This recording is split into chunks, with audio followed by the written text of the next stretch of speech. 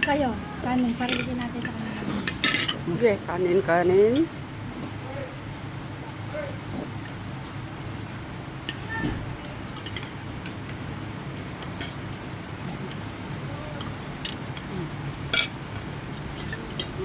Damon. Ano na? Ah, ito, kanina. Ah, sabaw.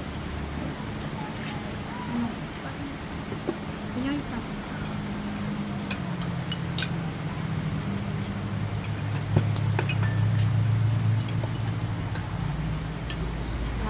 O, di pa nabuksan yung bangos na inihaw. Hapunan na natin yan. Hapunan na daw natin yan.